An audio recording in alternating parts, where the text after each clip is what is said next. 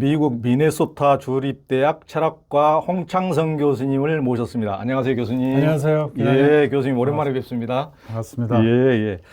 서울대 철학과와 대학원을 졸업하시고 영국 케임브리지 대학을 거쳐가지고 미국 브라운 대학에서 박사학위를 받고 미네소타 대학에서 1998년부터 26년째 철학을 강의하고 계십니다.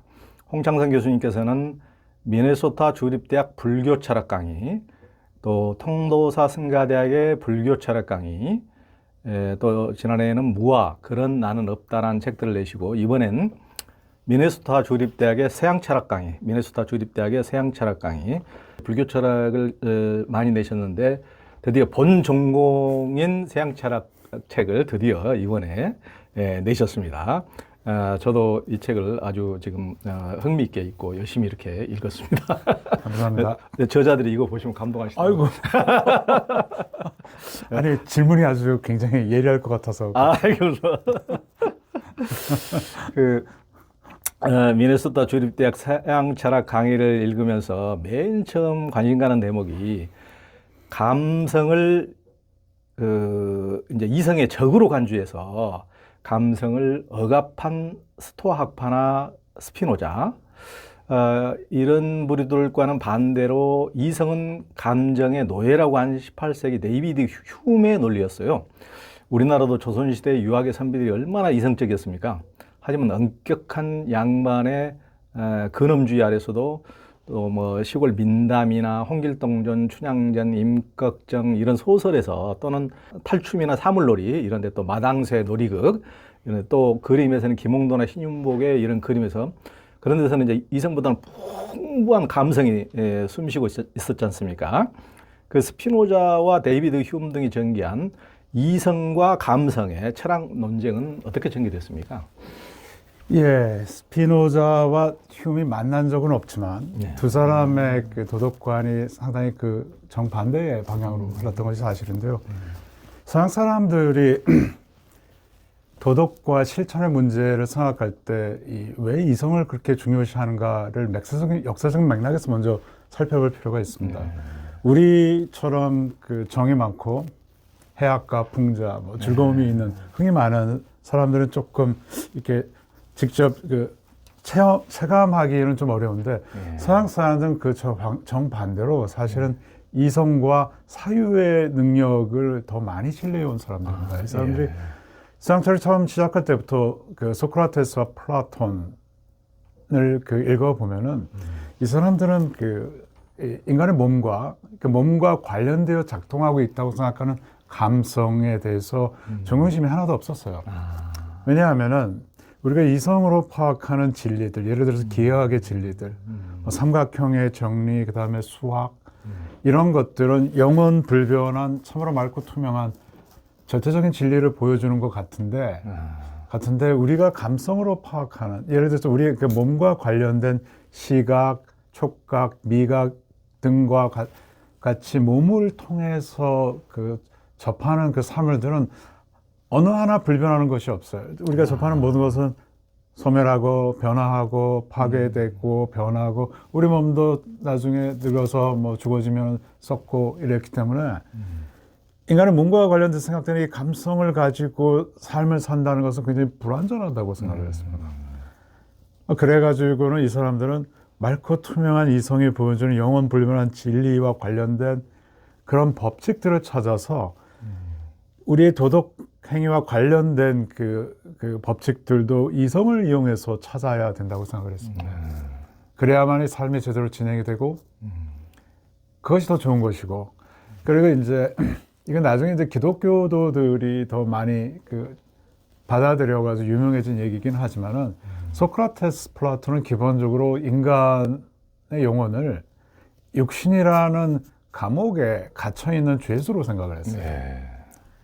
근데 이제 감성이나 뭐 감정 이런 것은 다 이제 육신과 관련이 돼 있다고 그 사람들 생각을 했기 때문에 그래서 철학자들이 할 수 있는 최고의 그 작업은 평생 동안 이 육신, 감성이 주는 속박으로부터 벗어나야 되는 그런 훈련을 하는 것이 철학자들이라고 생각을 했습니다.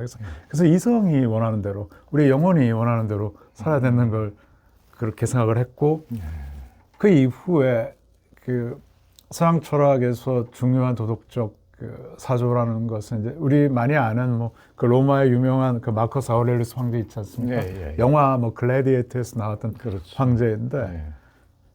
이 사람은 위대한 황제임에도 불구하고 참 금욕적으로 살다가 평생을 가는 사람인데 예. 뭐 아주 뭐 20년 동안 전쟁터만 누비다가 전쟁터에서 돌아간 분인데 뭐 저 사치스러운 걸 하나도 좋아하지 않았어요. 예.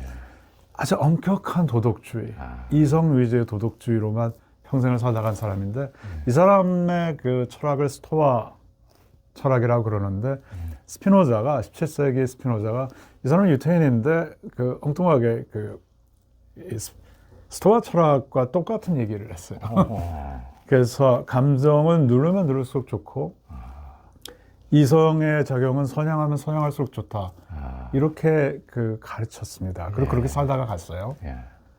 그런데 이 18세기 데이비드 휴먼은 이 사람은 굉장히 솔직한 철학자였습니다. 그러니까 아니 우리가 머리를 쓰고 소위 말하는 이성을 작용시키는 것이 우리가 원하는 것을 그 얻기 위해서 우리가 요구하는 바를 충족시키기 위해서 이성을 쓰는 건데 따라서 이성은 사실 감성의 노예는 하인에 불과할 뿐인데 왜 그 주객을 전도시켜서 이성을 주인으로 보고 감성을 눌러야 할, 버려야 할 무엇으로 생각하느냐.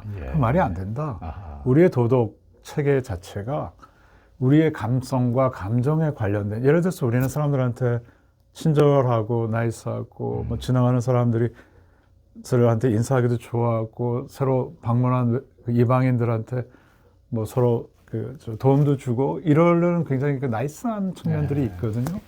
왜 이런 건 다 하나도 얘기를 안 하고 그 엄격한 이성으로만 살아야 된다고 하느냐.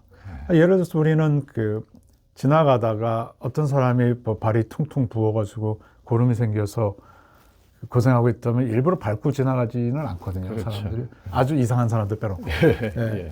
근데 그렇게 그 남을 해치지 않으려는 선량한 마음을 가지고 있는데 이런 것들에 기초해서 도덕이 생겨나고 뭐 서로 협력하는 데서 서로를 위하는 데서 그 삶이 더 풍요로워지고 이러면서 함께 즐기는 인생이 중요한 건데 왜 그 엄격한 도덕 이성만 얘기하느냐 하면서 이제 반대를 했어요. 근데 이제 한 가지 그 주의해야 될 것은 데이비드 휴미라고 해서 인간의 감성이나 감수성 측면이 반드시 다 이렇게 긍정적이라고만 보지는 않았습니다. 우리는 시기도 하고 질투도 하고 미워도 하고 뭐 그러죠. 그러나 그런 것들 말고 우리가 가지고 있는 긍정적인 측면의 이 감성이 도덕의 기반이 된다라고 생각해서 도덕 체계를 완성하죠. 그래서 우리한테는 아마 우리 한국 사람들한테는 데이비드 휴미 더 매력적으로 보일 것 같습니다. 그러니까 그 이 책을 이제 다 읽어보신 독자분들은 이제 아시겠지만 우리 홍창성 교수님은 데이비드 휴미를 굉장히 또 그 좋아하시더라고요. 그래서 역시 그 미국에서 지금 대학 교수를 평생 거의 사시고 계시지만은 한국인의 피는 속일 수가 없구나. 한국인은 굉장히 그 다정하고 정적이고 어떤 그 서양에서 오래 사시는 분들은 막 50년, 60년 사신 분들도 정이 몹시 그립다고, 정이 고프다고, 좀 이제 그런 얘기를 굉장히 많이 하더라고요. 제가 한국에 있다 미국에 처음 갔었는데 미국에 40년 사신 어떤 여자분께서 그런 말씀 하십니다. 그 당신께서는 1년에 한 번씩 한국에 들어와서 한 달 있다 온다고. 그래서 정을 충전하고 다시 돌아와서 나머지 10여 개월 버티고 다음에 또 들어와서 한 달 동안 살면 정을 충전하고 그런 거 있습니다. 그러니까 한국 사람들은 어떻게 보면은 너무 감성적이다 이런 이제 경향도 있긴 하지만은 같은 동양권이라도 일본인들은 혼내, 속내를 숨긴다고 이제 그런 게 강하고 우리는 거의 다 그냥 표출하고 이렇게 하니까 이성이 일본만 해도 이성적이어서 뭐 노벨상도 뭐 한국이 지금 2개 받는 사이에 일본은 지금 한 30개 정도 가까이 그렇게 받을 정도로 그게 앞서 있지만은 지금은 이제 예술 분야나 음악, 뭐 아이돌 이런 데서는 그 이제 영화나 이런 데서는 한국 감성적인 것이 굉장히 이제 어필을 이제 하게 되는 것 같아요. 굉장히 많이 어필하죠. 뭐 비행기 타봐도 옆에서 스마트폰으로 드라마 보는데 한국 드라마 보는 미국인들 굉장히 많습니다. 그러니까. 아주 깜짝깜짝 놀랍니다. 예, 예. 그러니까 지금까지는 황 교수님이 미국의 그 너무 이성적인 서양인들 사이에서 너무 참고 견디기나 힘들었지만은 이제 그분들이 한국인의 감성을 조금 이렇게 흥미있게 들어보는 시대가 드디어 도래했기 때문에 예, 이렇게까지 한국의 그 다정한 문화가 예. 세계적으로 유행하게 될지 저는 예. 30몇 년 전에 이제 그 처음 유학 갔을 때 상상도 못했어요. 그러니까요.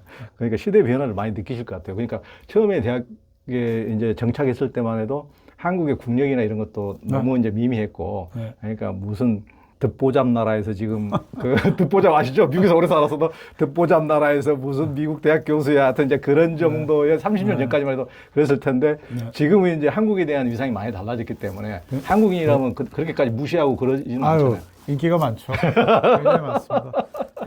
기자님께서 말씀하셨으니까 드리는데 저는 32년 전에 미국에 와서 처음에 야, 내가 한국인이기 때문에 미국에서 덕볼 일은 죽기 전까지 없을 것 같다는 약간은 좀 그 슬픈 생각도 했었는데 뭐 조금 있으니 보니까 예.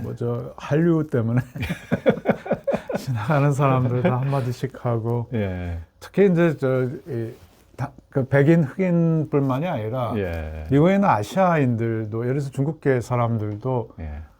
그 한류 드라마를 저보다는 뭐 훨씬 많이 봅니다. 그래가지고 제가 그 사람한테 배웁니다. 요즘 뭐가 재밌어? 그러면 이거 보라 그러면 보고. 그럴 정도입니다. 아, 그렇구만요. 야, 정말은 한국인들 드디어 보답을 받습니다, 지금. 예.